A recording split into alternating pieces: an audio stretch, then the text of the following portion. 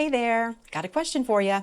Have you ever looked at a watercolor painting you just finished and you thought, it's not bad, but why doesn't it look as real as I want it to? It can be really frustrating, especially when you've taken your time, you've used good supplies, and you've tried to follow the reference photo to a T. Well, here's the part that can change everything because realistic watercolor painting depends so much on understanding your lights and your darks. In today's tutorial, we're going to paint a super simple bright red lipstick, and I chose this subject because it keeps everything really simple, but it still gives us a great way to practice realism. There aren't a lot of complicated shapes, and there isn't a busy background to worry about, and we're only going to use 4 colors. So instead of trying to juggle too many things all at once, we're going to slow down and really study where the highlights are and where the really darkest darks need to go. And I've got to tell you, those darkest darks really do matter in your painting. They're what help to make the lipstick look shiny and look rounded and three-dimensional instead of just flat. We're also going to mix our own black using just 3 primary colors, which is really a great way to help you adjust your black to make it either warmer or a cooler shade, of course, depending on what your painting needs are. And I made a little mistake, and I'm going to leave it in this tutorial, and it happened while I was using tape to protect some highlights, and a little bit of that paint wiggled its way under the edge of the tape, and when that happens it can make you feel like you've ruined the whole painting. But I'm going to show you how I fixed it, because I feel like getting better at watercolor is learning what to do when something doesn't go exactly the way that you planned it to. So if you want to get better at understanding how highlights, darks, and lights can help your watercolor paintings look more realistic, let's get started. I'm starting out this watercolor by adding a wash of just plain clear water everywhere, and then I'm going to add my lightest color, which is going to be a nice light pink. So this is going to be the very lightest of the lights on this lipstick portion.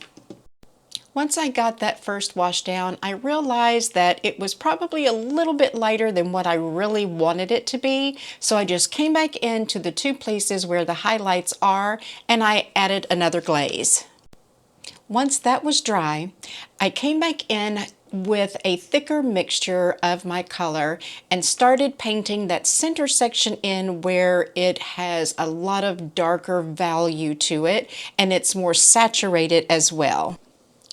Once the center was done, I just flipped it around and started working on the outside edges around the opposite side of that highlight that you see on this lipstick.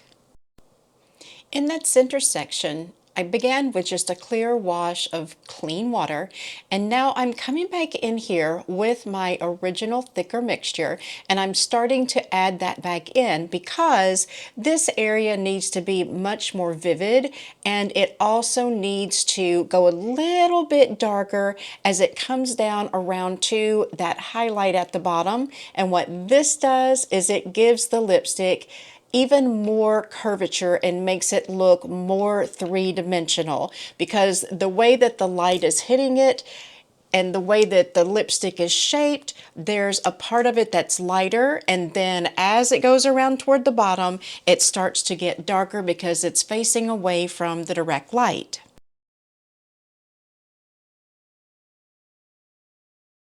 Now that I have all of my base colors and my midtones and some of my darks worked in, I'm going to go back and start softening edges, and I'm going to start doing a little bit of dry brushing and getting some areas darker where they need to go darker, just so I can copy what I see in my photo and transfer that onto my watercolor paper. Finally, I've moved on to the very end of the lipstick that needs to be a solid color and darker than the rest of the lipstick. So I've got a mixture of a couple of colors here, and I'm starting out with my base color, and it's wet on to dry, a fairly thick consistency, and then I'm going to use some of my mixture to darken it up just slightly. Here you're going to see me adding my tape, and this is to protect my highlights and get a nice straight line. I put the tape down and then I just burnish it with the handle of my paintbrush. I'm going ahead and laying in my light color here. It's a very watery mixture of the black that I created, and this is the highlight area, as you'll see once I remove the tape. Then once that tape was removed around where I painted in those highlights, I'm going back and using tape again on the outside edges of the tube just to make sure I get a nice, straight, crisp line. And then I'm also going to use some of the tape over the top of those highlights so that I can hopefully keep a nice straight line here. And once I remove this tape, this is where you're going to see that I have made a mistake and things didn't turn out the way that I had planned for them to. And then I'm going to show you how I corrected that. I started to add in my darkest darks here, and you may or may not notice that I am painting around some areas that need to stay of the lighter gray color, and I will perfect this after I remove all of the tape and I'm doing some lifting for highlights at the very end.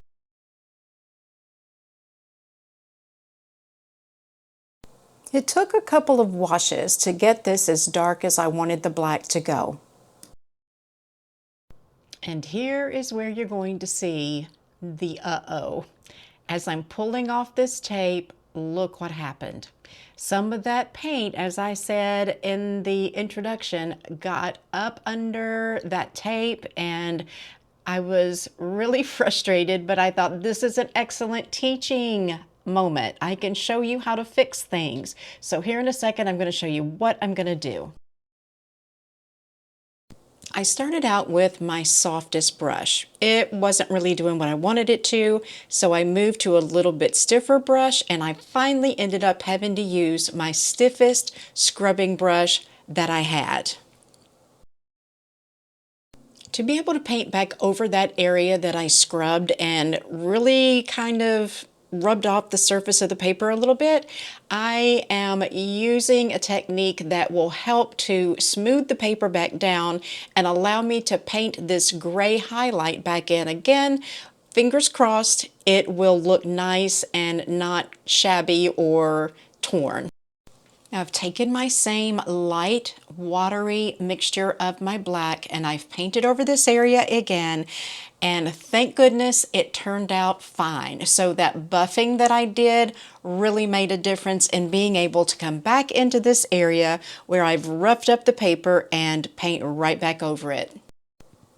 I started to use some of my different lifting brushes and lift out highlights that needed to go into the painting just to give it those final touches and that extra little realistic appearance.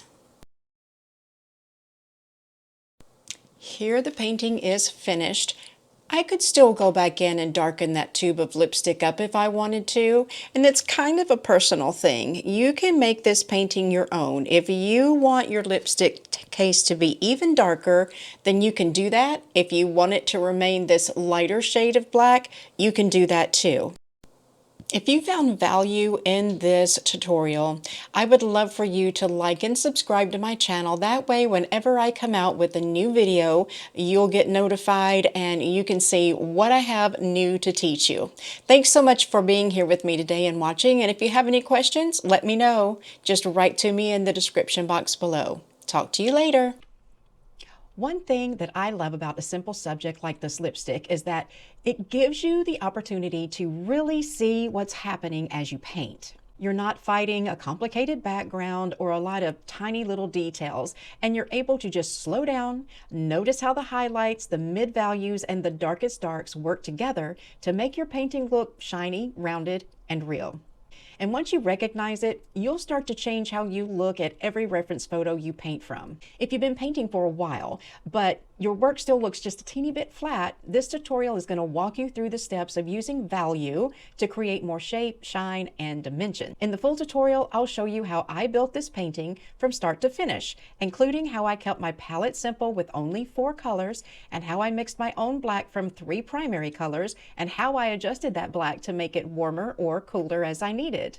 You're also going to see how I handled the highlight areas, including that little tape mess up where some of the paint wiggled its way underneath. And this is going to help you know what to do when something goes wrong. So if you'd like to follow along with the full lipstick tutorial and practice these techniques step by step, I'm going to leave a link below for you in the description. It's a simple painting, but there's a lot you can learn from it, especially if you're wanting your watercolor paintings to look less flat and more realistic. I just want to say thank you so much for spending a little time with me today. And if this content is valuable to you and you want to see more like it, I would love for you to like and subscribe to my channel, and that way you won't miss any new tutorials when they come out. And I hope to see you in another video really, really soon. Bye for now.